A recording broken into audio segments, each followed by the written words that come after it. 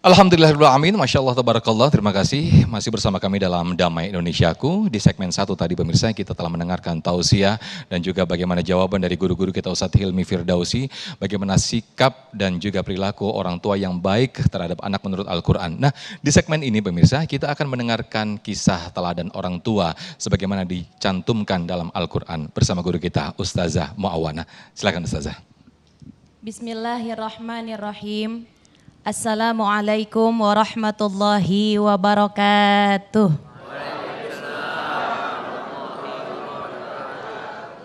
Alhamdulillah, alhamdulillahilladzi bini'matil imani wal islam wassihah wassalamah wal barakah. Wassalatu wassalamu ala sayyidina Muhammadin khairil bariyah wa ala alihi wa sahbihi wa man tabi'ahum bi ihsanin ila yaumil qiyamah. Subhanaka la ilma lana illa ma 'allamtana innaka antal alimul hakim. Faya rabbi shrah li sadri wa yassir li amri wahlul 'uqdatam min lisani yafqahu qawli amma ba'du. Yang kami hormati, kami muliakan guru kami Al-Mukarram Bapak Ustadz Hilmi Firdausi yang telah menyampaikan ilmunya kepada kita semua. Doakan guru kita, mudah-mudahan Allah sehatkan badannya, Allah panjangkan umurnya, ilmunya jadi manfaat buat kita dunia wal akhirah. Ibu bapak yang mudah-mudahan dimuliakan oleh Allah Subhanahu wa ta'ala, tadi guru kita telah menjelaskan ada beberapa macam mengenai kedurhakaan orang tua kepada anak. Biasanya kata durhaka ini populer dengan anak, tapi ternyata kita selaku orang tua, baik ibu, baik bapak, terkadang gak sadar ternyata kita menjadi orang tua yang durhaka. Lalu bagaimana nih kita kalau udah dititipin anak oleh Allah Subhanahu wa ta'ala, menjadikan titipan itu jadi titipan yang baik buat kita, yang bisa menjadikan investasi kita dunia wal akhirah, dan juga bagaimana caranya kita jadi orang tua tidak durhaka kepada titipan Allah. Mau tahu? Mau tahu aja apa mau tahu banget? Waduh, Bu, kalau mau cari contoh jangan jauh-jauh, kita punya kitab yang Allah turunkan kepada Nabi besar Muhammad SAW, yaitu kitab Al-Quran. Di dalam Al-Quran banyak sekali suri tauladan, kisah-kisah bagaimana para nabi-nabi kita. Ada Nabi Ibrahim, Nabi Zakaria, Nabi Nuh, Nabi Muhammad SAW, bahkan ada salah satu ayah yang Allah abadikan dalam Al-Quran namanya Luqmanul Hakim. Kalau pengen parenting dan cari cara bagaimana kita bisa mendidik anak kita dan kita sebagai orang tua enggak durhaka, yuk kita lihat potret kehidupan Nabi Ibrahim alaihissalam. Ibu kenal Nabi Ibrahim? Kenal di mana? Emang udah ketemu? Rumahnya di mana? Lah ibu bilang tadi katanya kenal. Bu, Nabi Ibrahim tahu bininya ada berapa?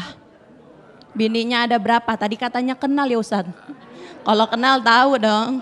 Ibu, Nabi Ibrahim alaihissalam punya istri yang pertama Siti Sarah. Tapi Siti Sarah sudah lama tidak dikaruniakan anak. Disarankan oleh Siti Sarah, udah engkau menikah wahai suamiku, ada budak diambil, budaknya solehah. Jadi Nabi Ibrahim sebelum membentuk anak yang soleh dan solehah, beliau mencari pasangan hidup yang solehah. Yang solehah bukan cuman lempengan bini doang, tapi laki-laki juga harus soleh. Nabi Ibrahim soleh, istrinya soleh, melahirkan anak yang soleh, yang mana selalu Allah abadikan dalam Al-Quran. Kemudian Siti Sarah sudah lama tidak mempunyai anak. Dikasihlah Siti Hajar, dititipin oleh Allah seorang anak yang bernama Ismail. Kenapa ibu-ibu yang pertama harus dipilih pasangan yang soleh dan solehah? Karena kalau ibu, kita nantinya akan jadi ibu, al-ummu madrasatul ula. Ibu itu pendidikan pertama buat anak-anak. Anak bisa niru ngelihat emaknya, betul? Emaknya makannya pakai tangan, dia ngikut pakai tangan. Emaknya kagak pakai kudungan, dia ngikut nggak pakai kudungan. Emaknya ngomongnya jorok, anak ngikutin Jorok apa enggak? Karena kenapa itu? Anak itu apa Bu? Dia tuh niru. Maka Nabi Ibrahim alaihissalam sebelum mencetak anak jadi anak yang soleh dan soleha, pilih dulu pasangan yang soleh dan soleha. Makanya Nabi Muhammad SAW memerintahkan kepada kita, carilah perempuan 4 cirinya. Karena lihat nasabnya, lihat cakepnya, lihat hartanya, terakhir lihat agamanya. Fazfaz bidzatidin taribat siadak. Pilihlah agamanya, kamu akan beruntung. Untungnya bukan cuma dunia, tapi juga di akhirat.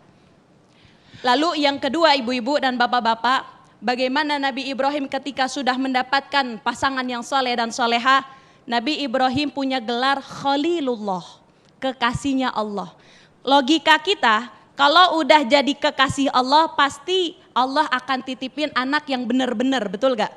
Karena jadi kekasih Allah. Tapi walaupun Nabi Ibrahim udah dipilih oleh Allah, dikasih gelar Khalilullah, kekasihnya Allah, tetap Nabi Ibrahim berdoa kepada Allah, Rabbi habli minas solihin. Ya Allah, karuniakan kepadaku anak yang soleh. Jadi 2 itu patokannya.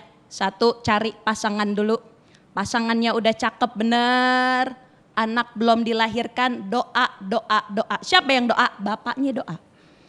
Jangan cuman bapaknya, tapi istrinya juga banyak doa. Wallahu a'lam bishawab. Baik, terima kasih Ustazah Muawanah. Ini baru satu contoh dari Nabi Ibrahim alaihissalam yang juga kita masih akan banyak sekali mendengarkan bagaimana contoh-contoh yang dikutip dalam Al-Quran. Kita sosok orang tua teladan yang bisa kita jadikan contoh. Nah, kita akan perdalam dalam sesi tanya jawab. Kami persilakan atas nama Pak Fikri ya. Silakan Pak Fikri, boleh mengajukan pertanyaan yang akan dijawab oleh guru kita Ustazah Muawanah. Silakan. Assalamualaikum warahmatullahi wabarakatuh. Waalaikumsalam warahmatullahi wabarakatuh. Nama saya Fikri, saya punya orang tua udah meninggal 4 tahun yang lalu. Beliau adalah salah satu orang yang membesarkan Masjid Nurul Amal ini dan insya Allah saya akan meneruskan perjuangannya. Jadi saya sempat ngelihat di media sosial gitu Bu Ustazah bahwa ada seorang anak dia membelikan orang tuanya hadiah seperti rumah dan lain sebagainya seperti itu. Sementara pada kenyataannya banyak anak-anak kita sebetulnya yang ingin melakukan hal yang sama, cuman karena mereka terbatas gitu Bu Ustazah. Apakah itu menjadi tanda bahwa anak tersebut berbakti kepada kedua orang tuanya Bu Ustazah? Itu aja yang saya pertanyakan, karena sampai saat ini pun saya merasa bahwa saya masih belum cukup berbakti kepada kedua orang tua saya, Ustazah. Begitu aja. Assalamualaikum warahmatullahi wabarakatuh. Bagaimana caranya kita berbakti kepada kedua orang tua? Berbakti kepada kedua orang tua merupakan perintah dari Allah Subhanahu wa taala. Wa qada rabbuka alla ta'budu illa iya wa bil walidaini ihsana. Tapi bagaimana sih cara kita bisa membahagiakan kedua orang tua kita? Tadi beliau bertanya banyak di media sosial, beliin mobil, beliin motor, beliin rumah. Apakah yang seperti itu bisa membahagiakan kedua orang tua? Ingat, orang tua sesukses apapun, gak punya apapun, ibu-ibu gak butuh apa-apa dari anaknya. Dia kepengen anaknya biar sehat, dia pengen anaknya biar selamat, yang dia pengenin anaknya biar dunia akhirat dapat, betul apa enggak? Bu, biarin kita gak makan, yang penting anak. Yang penting yang daripada kita kagak beli baju, yang penting anak beli baju. Jadi cara membahagiakan orang tua itu banyak, bukan hanya sekedar membelikan. Apa cara kita untuk membahagiakan orang tua kita? Bertutur kata yang baik-baik bisa bahagiain orang tua. Ngomong enggak tinggi-tinggi di depan ibu dan ayah bisa bahagiain orang tua, betul gak Bu? Mau orang tua dia punya anak banyak, tuh anak punya dunia dah segalanya. Dunianya dia punya kontrakan, punya sawah, punya mobil bererot, tahu bererot? Kalau romannya kalau bererot banyak ya. Mobil banyak banget. Ama orang tuanya negor kagak, asal ngeliat melengos. Tahu melengos? Apa Bu melengos? Ini orang Betawi semua bukan? Ibu, yang bikin hati orang tua bahagia itu bukan karena dibeliin banyak sesuatu. Ngomong yang lembut bisa bikin orang tua seneng. Bahkan kalau ada anak ngasih sedikit doang buat orang tua doanya banyak. Ya Allah, lu bagi beras gua. Emang lu di rumah ada beras. Gua doain lu biar panjang umur, biar sehat, biar rezeki lancar. Betul apa betul? Ini semua rata-rata kan orang tua. Tapi sesekali kalau kita sukses ibu-ibu, rezeki kita ada, uang kita punya, apapun kita punya, jangan lupain jasa orang tua. Kasih sedikit hadiah buat orang tua, walaupun itu bukan salah satu yang harus kita kasih. Kenapa? Kita punya rezeki, badan kita sehat, itu lantaran doanya orang tua. Kita lancar usaha kita lancar kerjaan kita dapat gaji, bubu, bapak-bapak, itu lantaran doa dari orang tua. Jadi kalau sedikit dapat gaji, sisihin buat orang tua. Baik, Wallahualam. Masya Allah, terima kasih Ustazah, boleh duduk kembali. Nah ini kita akan bahas kembali di segmen tanya jawab. Tentunya kita tidak ingin menjadi orang tua yang durhaka. Termasuk bagaimana sih tanda-tanda orang tua durhaka dan bagaimana kita agar tidak menjadi orang tua yang durhaka. Nanti kita akan bahas di segmen-segmen selanjutnya. Namun sebelumnya guru kita Ustadz Hilmi Firdausi sudah bersiap-siap untuk berbagi berkah bersama Luwak White Coffee.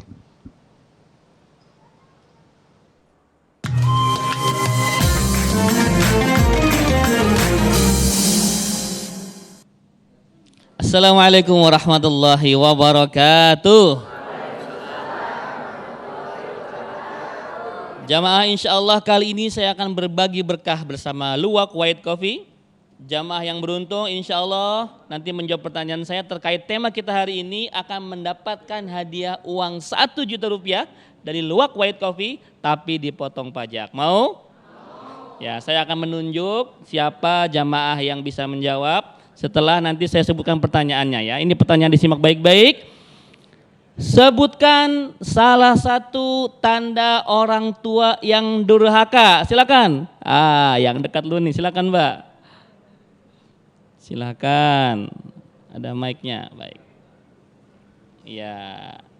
Silakan. Siapa Mbak namanya, Mbak? Ya, nama saya Anissa Rizky dari Jakarta Selatan. Dipanggilnya siapa Mbak? Anissa. Mbak Anissa, ya. Sudah tahu jawabannya? Sudah. Coba jawabannya apa kira-kira? Jawabannya salah satunya yaitu tidak memberikan nafkah. Tidak memberikan nafkah. Alhamdulillah jawabannya benar. Selamat. Mbak Anissa mendapatkan hadiah 1 juta rupiah dari Luwak White Coffee dipotong pajak. Selamat ya Mbak ya.